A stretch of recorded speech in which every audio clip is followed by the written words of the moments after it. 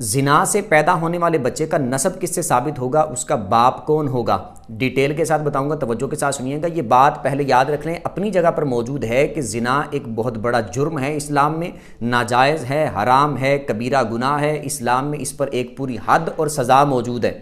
شادی شدہ کے لیے علیحدہ، غیر شادی شدہ کے لیے علیحدہ، وہ ساری باتیں اپنی جگہ پر ہیں، لیکن اس بچے کا اگر بچہ اس معاملے کی وجہ سے پیدا ہو جاتا ہے تو اس کا حکم کیا ہوگا۔ تو اس میں دو صورتیں بن سکتی ہیں۔ ایک صورت تو پہلے یہ بنے گی کہ عورت نے مثال کے طور پر شادی کے بعد یہ معاملہ اس کے ساتھ زنا والا پیش آیا اور بچے کی ولادت ہو گئی، بچہ پیدا ہو گیا، یا عورت حمل سے ہو گئی۔ اب ایسی صورت میں وہ بچہ جو ہوگا وہ اس کے شوہر کی طرف ہی منسوب ہوگا، یعنی اگرچہ وہ زنا کی وجہ سے ایسا معاملہ آیا اور یہ اس طرح کے معاملات ہوئے، جو بھی ہوا، امید ہے سمجھ آ رہی ہوگی، لیکن وہ منسوب اس کے شوہر کی طرف ہوگا، یعنی عورت جس کے نکاح میں موجود ہے وہ بچہ اسی کی طرف منسوب ہوگا اس وقت تک جب تک وہ شوہر خود انکار نہ کر دیں۔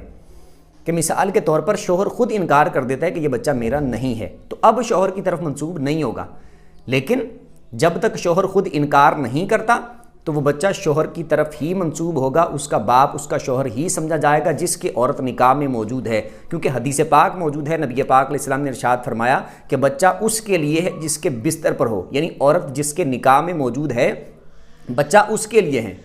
اور زانی کے لیے پتھر ہے، یہ نبی پاک علیہ السلام کی حدیث موجود ہے۔ تو اس حدیث کی وجہ سے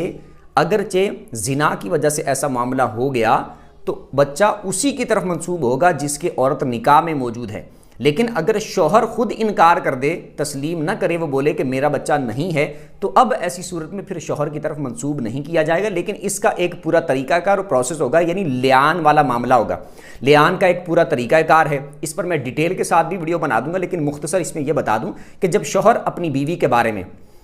یہ بات بول دے کہ اس نے معاذ اللہ بدکاری کی ہے، زنا کیا ہے، اس طرح کا معاملہ کیا ہے، تو اب ایسی صورت میں لیان والا معاملہ ہوتا ہے، یعنی اپنی بیوی پر وہ بہتان لگا رہا ہے، الزام لگا رہا ہے، تہمت لگا رہا ہے کہ اس نے زنا کیا ہے، بدکاری کی ہے۔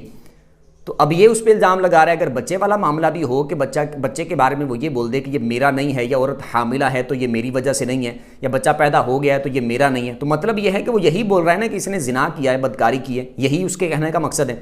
اب جب شوہر عورت کے بارے میں، اپنی بیوی کے بارے میں ایسا معاملہ کر دے تو ایسی صورت میں اس پر لازم ہے کہ وہ 4 گواہ پیش کرے گا، 4 گواہ پیش کرے گا کہ جو 4 گواہ اس بات کی گواہی دیں کہ عورت نے واقعی یہ معاملہ کیا ہے، عورت نے یہ والا کام جس کا وہ الزام عورت پہ لگا رہا ہے، یہ معاملہ عورت نے کیا ہے، یہ ثابت کرے گا 4 گواہوں کے ذریعے سے۔ اگر وہ 4 گواہ ثابت نہ کر سکے تو پھر ان دونوں کے درمیان یہ لیان والا معاملہ ہوگا، اور لیان اس طرح ہوگا کہ مرد 4 مرتبہ اللہ کی قسم کھا کے یہ بولے گا کہ اللہ کی قسم میں اس بات میں سچا ہوں، یعنی عورت نے واقعی ایسا کیا ہے، 4 بار اللہ کی قسم کھائے گا، اور 5ویں دفعہ یہ بولے گا کہ مجھ پر اللہ کی لعنت ہو اگر میں اس بات میں جھوٹا ہوں، یعنی اگر میں جھوٹ بول رہا ہوں تو مجھ پر اللہ کی لعنت ہو۔ جب مرد اس طرح یہ 5 مرتبہ کر لے گا، 4 بار قسم کھائے گا، 5ویں بار اپنے اوپر لعنت کرے گا، تو اس کے بعد پھر عورت کی باری آئے گی۔ عورت پر ضروری ہوگا کہ وہ بھی 4 مرتبہ اس طرح قسم کھائے کہ مرد جو مجھ پہ الزام لگا رہا ہے، اللہ کی قسم یہ جھوٹ بول رہا ہے، یہ اس میں جھوٹا ہے، اور 5ویں دفعہ وہ یہ بولے گی کہ جو یہ مجھ پر الزام لگا رہا ہے، اگر مرد اس بارے میں سچا ہے تو مجھ پر خدا کا غضب ہو۔ 5ویں دفعہ اس طرح بولے گی۔ جب یہ دونوں معاملات ہو جائیں گے کہ مرد نے بھی اس طرح کر لیا، عورت نے بھی اس طرح کر لیا، قسمیں وغیرہ اٹھا لیں، تو اب جو قاضی ہوگا، جج ہوگا، وہ ان دونوں کے درمیان جدائی کروا دے گا، طلاق بائنہ واقع ہو جائے گی، اور جو بچہ ہوگا وہ منسوب ہوگا عورت کی طرف، یعنی پھر بھی وہ زانی کی طرف منسوب نہیں ہوگا۔ زنا کرنے والے کو اس کا باپ نہیں مانا جائے گا، وہ اس کا باپ پھر بھی نہیں بنے گا۔ مرد نے یعنی شوہر نے انکار کر دیا تو شوہر کی طرف بھی منسوب نہیں ہوگا، اب وہ اس کی ماں کی طرف ہی منسوب ہوگا، اس کا نسب اس کی ماں کی طرف ہی ہوگا، یوں سمجھنے کہ اس کا کوئی بھی باپ نہیں ہوگا، اس کو کسی مرد کی طرف منسوب نہیں کیا جائے گا، یہ ایک اصول ہے۔ لیکن اگر ایسا معاملہ ہو کہ مرد اس کو تسلیم کر لیتا ہے، مان لیتا ہے کہ ہاں میرا بچہ ہے، تو اگرچہ اس میں اللہ نہ کرے اس طرح کوئی معاملہ بھی ہوا ہو زنا والا، یا مرد کافی عرصے سے دور تھا، کافی سالوں سے دور تھا، اور عقل بھی اس بات کو تسلیم نہیں کرتی کہ مرد تو اتنی دیر سے، شوہر تو اتنے سالوں سے دور تھا، یہ بچہ کیسے ہو سکتا ہے، تو اس کا کوئی اعتبار نہیں ہوگا۔ اصل شوہر کی بات ہوگی، شوہر بولے، تسلیم کر لے کہ میرا ہے تو ٹھیک ہے، اس کی طرف منسوب ہوگا۔ اگر وہ انکار کر دے میرا نہیں ہے تو یہ لیان والا معاملہ ہوگا، اور لیان والا معاملہ ہونے کے بعد دونوں کے درمیان طلاق کروا دی جائے گی، جدائی ہو جائے گی، اور بچہ عورت کی طرف منسوب کر دیا جائے گا۔ ایک بات ہوگی۔ دوسری بات یہ ہے کہ مثال کے طور پر مرد و عورت نے شادی سے پہلے زنا والا معاملہ کر لیا، باہمی تعلق قائم کر لیا، اب اس کے بعد وہ آپس میں نکاح کر لیتے ہیں، اور نکاح کرنے کے بعد بچے کی پیدائش ہوتی ہے تو اس بچے کا نسب بھی اسی مرد کی طرف منسوب ہوگا، یعنی باہمی تعلق بھی، یعنی زنا والا معاملہ بھی اس نے کیا ہے اور شادی بھی اسی سے کر لی تو اسی کی طرف منسوب ہوگا۔